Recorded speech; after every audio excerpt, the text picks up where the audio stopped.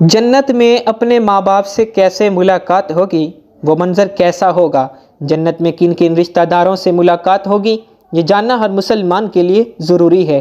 جان کر آپ بھی حیران رہ جائیں گے۔ بسم اللہ الرحمن الرحیم۔ ناظرین، کسی بھی انسان کے لیے دنیا میں سب سے زیادہ پاکیزہ اور محبت کرنے والا رشتہ اس کے ماں باپ کا ہے۔ اس کے بعد انسان کے سگے بہن بھائی اور پھر دوسرے رشتہ دار آتے ہیں۔ اس دنیا میں قائم یہ رشتے کسی بھی انسان کے لیے اولین ترجیح ہوتے ہیں، جبکہ کچھ رشتے تو ہماری زندگی کے لیے ایسے اہم اور لازم و ملزوم بھی ہو جاتے ہیں کہ ان کے بغیر زندگی گزارنا ناممکن اور محال ہو جاتا ہے۔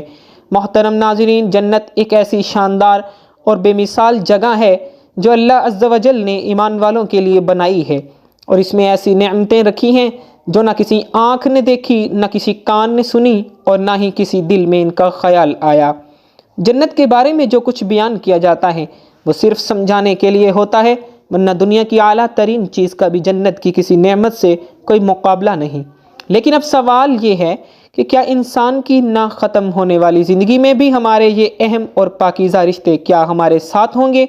یعنی جنت میں یہ سوال اکثر ہمارے ذہنوں میں آتا ہے کہ اس دنیا میں ہمارا سب سے عظیم رشتہ یعنی ہماری ماں کیا جنت میں بھی ہمارے ساتھ ہوگی؟ یہ احادیث کی روشنی میں اس سوال کا جواب تلاش کرتے ہیں۔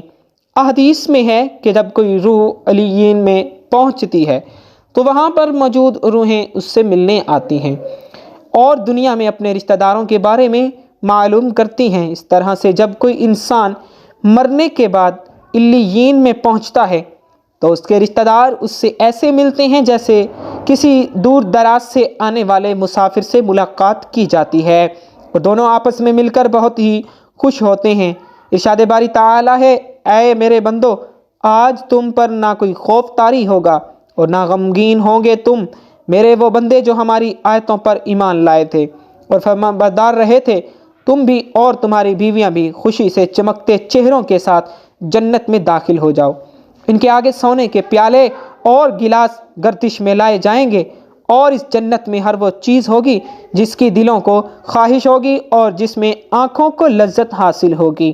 ان سے کہا جائے گا کہ اس جنت میں تم ہمیشہ رہو گے۔ تو محترم ناظرین، ان آیات سے یہ بات ثابت ہوتی ہے کہ جنتی مردوں کی بیویاں بھی جنت میں ان کے ساتھ ہی ہوں گی اور ایک ساتھ ہی جنت میں رہیں گے۔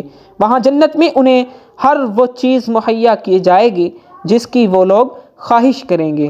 حضرت ابو ہریرہ رضی اللہ تعالی عنہ سے روایت ہے کہ رسول کریم صلی اللہ علیہ وآلہ وسلم نے ارشاد فرمایا، جس وقت کوئی مومن بندہ مرنے کے قریب ہوتا ہے تو رحمت کے فرشتے سفید ریشمی کپڑا لے کر آتے ہیں اور روح سے کہتے ہیں کہ نکل جا، تو اللہ سے رضامند ہے اور اللہ تجھ سے رضامند ہے، اللہ تعالیٰ کی رحمت کی جانب اور اس کے رزق کی جانب اور اپنے پروردگار کی جانب جو کہ غضبناک نہیں ہے۔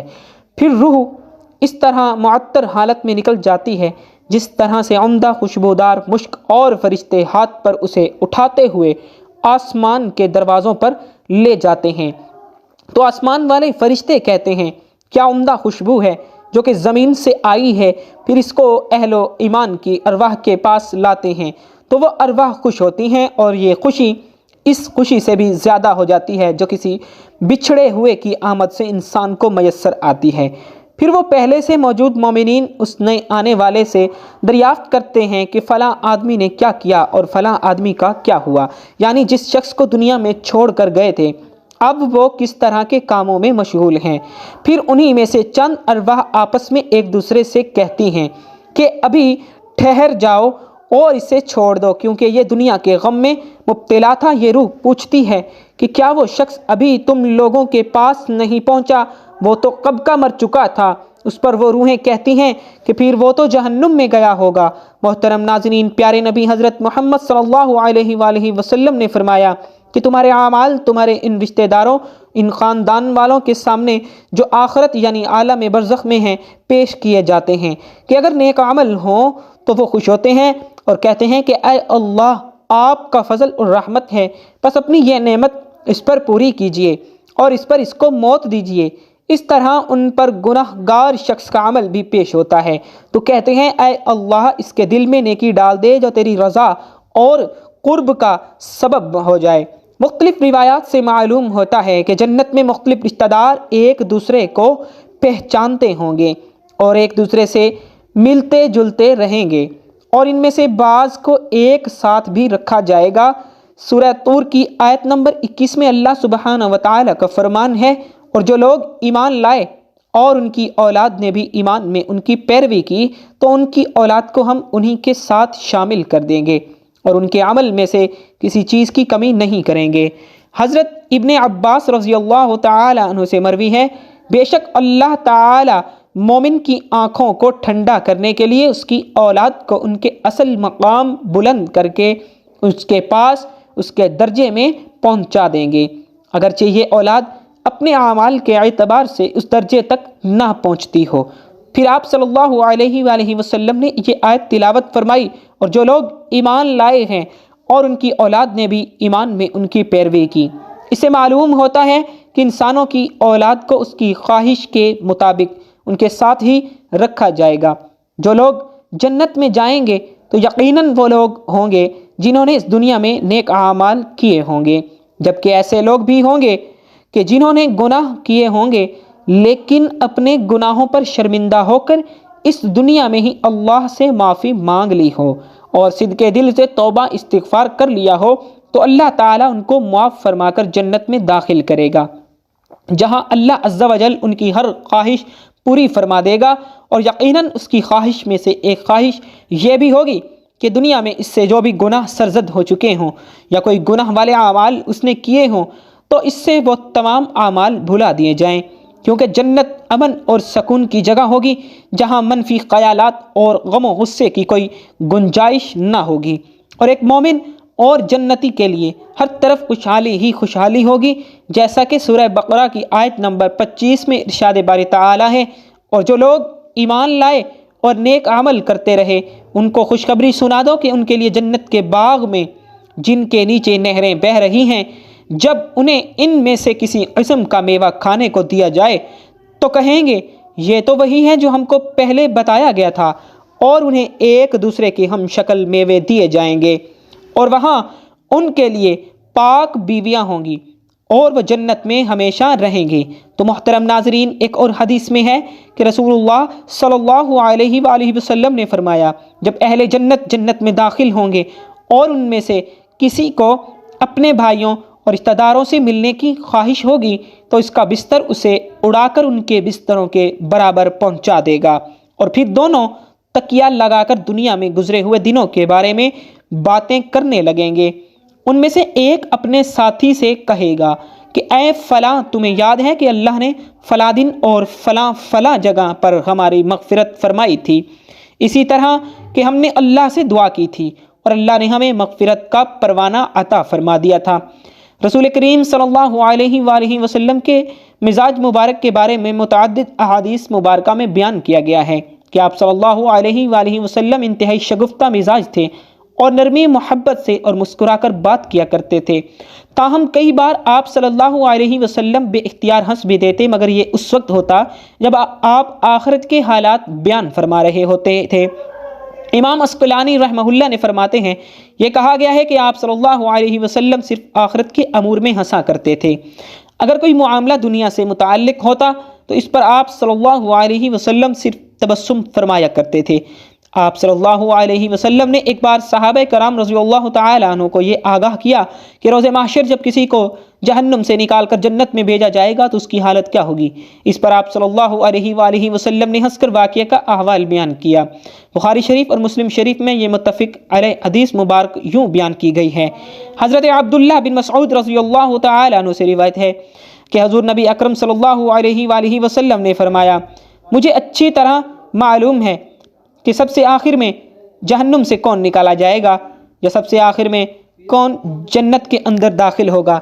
یہ آدمی اپنے جسم کو گھسیٹتا ہوا جہنم سے باہر نکلے گا، چنانچہ اللہ تعالیٰ اس سے فرمائے گا کہ جا جنت میں داخل ہو جا۔ وہ جنت میں داخل ہوگا تو اسے گمان گزرے گا کہ شاید یہ بھری ہوئی ہے، چنانچہ وہ واپس لوٹ کر عرض گزار ہوگا، اے رب ذوالجلال، وہ تو بھری ہوئی ہے۔ پس اللہ تعالیٰ اس سے فرمائے گا، جا جنت میں چلا جا، لہٰذا وہ جنت میں داخل ہو جائے گا۔ جنت میں جا کر اسے پھر گمان گزرے گا کہ شاید یہ بھری ہوئی ہے، پس وہ واپس لوٹ کر پھر عرض کرے گا اے رب ذوالجلال، میں نے تو وہ بھری ہوئی پائی ہے۔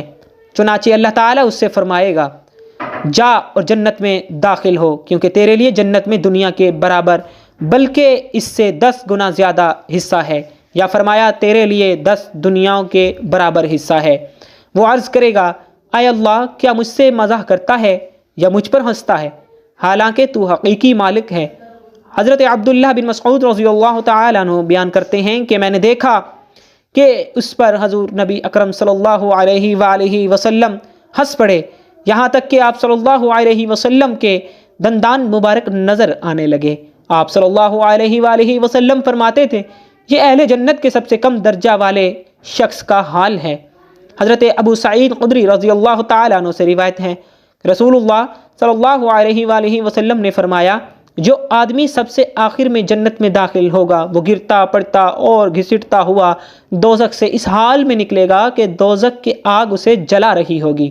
پھر جب وہ دوزخ سے نکل جائے گا اور دوزخ کی طرف پلٹ کر دیکھے گا اور دوزخ سے مخاطب ہو کر کہے گا کہ بڑی بابرکت ہے وہ ذات جس نے مجھے تجھ سے نجات دی، اور اللہ تعالیٰ نے مجھے وہ نعمت عطا فرمائی ہے کہ اولین و آخرین میں سے کسی کو بھی وہ نعمت عطا نہیں فرمائی۔ پھر اس کے لیے ایک درخت بلند کیا جائے گا اور وہ آدمی کہے گا اے میرے پروردگار، مجھے اس درخت کے قریب کر دیجئے تاکہ میں اس کے سایہ کو حاصل کر سکوں اور اس کے پھلوں سے پانی پیوں۔ اللہ تعالیٰ فرمائیں گے اے ابن آدم، اگر میں تجھے یہ دے دوں تو پھر اس کے علاوہ اور کچھ تو نہیں مانگے گا؟ وہ عرض کرنے لگے گا کہ نہیں اے میرے پروردگار۔ اللہ تعالیٰ اس سے اس کے علاوہ اور نہ مانگنے کا معاہدہ فرمائیں گے، اور اللہ تعالیٰ اس کا عذر قبول فرمائیں گے، کیونکہ وہ جنت کی ایسی ایسی نعمتیں دیکھ چکا ہوگا کہ جس پر اسے صبر نہ ہوگا۔ اور اللہ اسے اس درخت کے قریب کر دیں گے اور اس کے سائے میں آرام کرے گا، اس کے پھلوں کے پانی سے پیاس بجھائے گا۔ پھر اس کے لیے ایک اور درخت ظاہر کیا جائے گا جو پہلے درخت سے زیادہ خوبصورت ہوگا۔ وہ آدمی عرض کرے گا اے میرے پروردگار، مجھے اس درخت کے قریب فرما دیجئے تاکہ میں اس کا سایہ حاصل کر سکوں اور اس کا پانی پیوں، اور اس کے بعد میں اور کوئی سوال نہیں کروں گا۔ اللہ فرمائیں گے اے ابن آدم، کیا تو نے مجھ سے وعدہ نہیں کیا تھا کہ تو مجھ سے اور کوئی سوال نہیں کرے گا؟ اور اب اگر تجھے اس درخت کے قریب پہنچا دیا تو پھر تو اور سوال کرے گا۔ اللہ تعالیٰ پھر اس سے اس بات کا وعدہ لیں گے کہ وہ اور کوئی سوال نہیں کرے گا، تاہم اللہ تعالیٰ کے علم میں وہ معذور ہوگا، کیونکہ وہ ایسی ایسی نعمتیں دیکھے گا کہ جس پر وہ صبر نہ کر سکے گا۔ پھر اللہ تعالیٰ اس کو درخت کے قریب کر دیں گے، وہ اس کے سایہ میں آرام کرے گا اور اس کا پانی پیے گا۔ پھر اسے جنت کے دروازے پر ایک درخت دکھایا جائے گا جو پہلے دونوں درختوں سے زیادہ خوبصورت ہوگا۔